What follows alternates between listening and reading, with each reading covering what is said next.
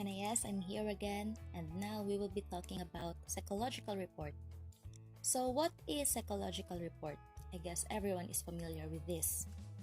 So psychological report is the product and sometimes the end product of a psychological test and assessment being conducted. Psychologists use tests and other assessment tools to measure and observe a client's behavior to arrive at the diagnosis and guide treatment. The content of the psychological report is tailored to the assessment questions and contains findings, reviews, and opinions that are traceable to one or more persons. And that reports may differ on a number of variables, such as the extent to which conclusions rely on one or another assessment procedures and the specificity of recommendations made. So there are different recommendations and different findings from those reports. We have here the elements of a typical report of psychological assessment. First is the demographic data. Next is the reason for referral, test administered, findings, recommendations, and last is the summary. So first is the demographic data. It includes the name of the patient, address, telephone number, education, occupation, religion, marital status, date of birth, place of birth, so on and so forth. So these are the basics information about the patient or about the client. Second element is the reasons for referral. So why was the patient referred for psychological assessment? The reasons for referral could be as short as one sentence. If all relevant background information is not covered in the reason for referral section of the report, it may be covered in a separate section labeled background, while it is not illustrated here, or in a later section labeled findings.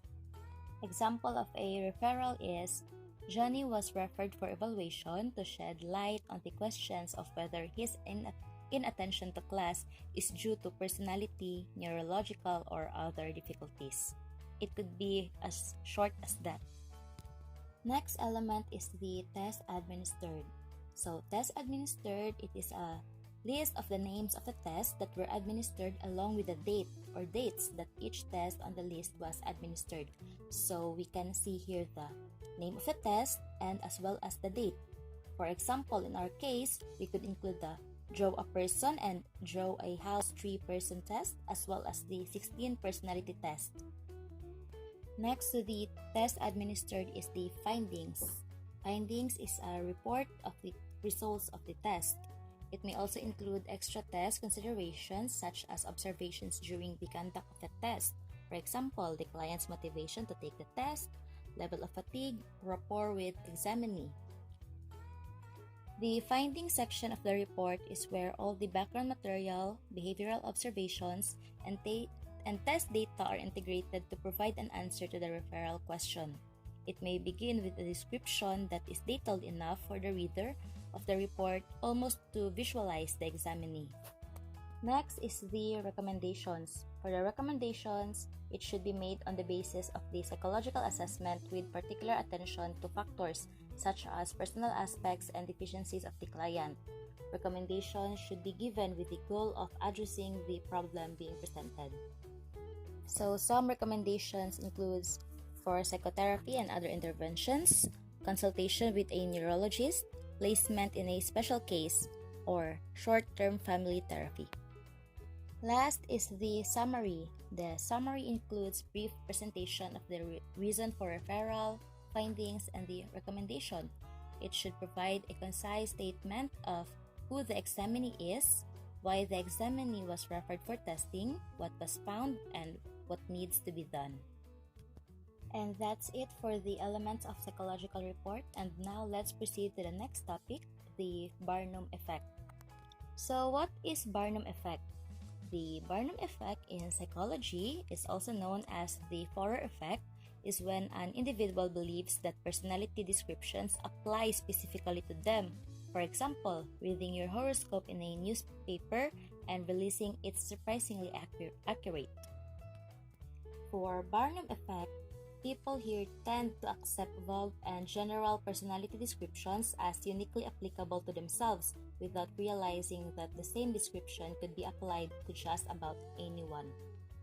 For Paul Mill, he suggested that the term Barnum effect could be used to stigmatize those pseudo-successful clinical procedures in which personality descriptions from tests are made to fit the patients largely or wholly by virtue of their insignificance. Next to the Barnum effect is the clinical and mechanical prediction. So, a debate regarding the respective merits of what has become known as clinical versus actuarial prediction or clinical versus actuarial assessment began to simmer more than a half of a century ago. So what is this clinical prediction and mechanical prediction or the actuarial assessment?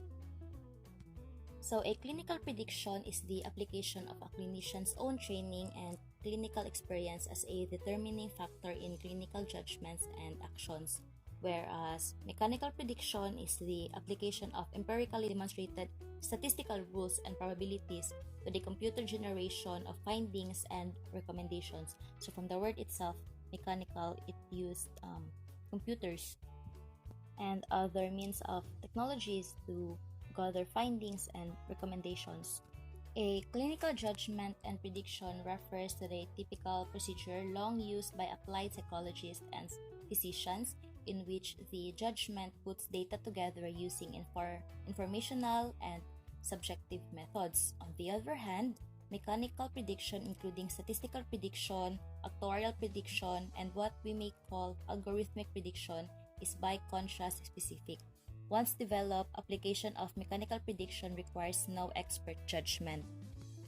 So, several studies have supported the use of mechanical prediction over clinical prediction.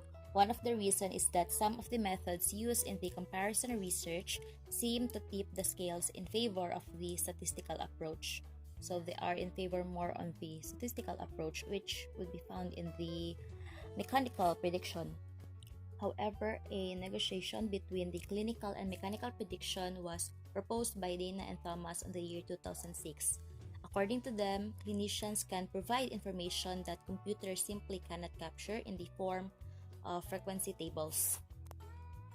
And let us remember that it is human hands that are accountable for even the most powerful computerized narratives, and it is in human hands that the obligation lies for what further action, if any, will be taken.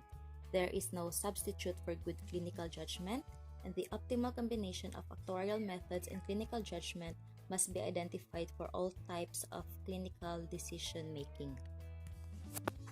And that will be all for this chapter, and I hope that you learned something from this video. Hope to see you guys soon.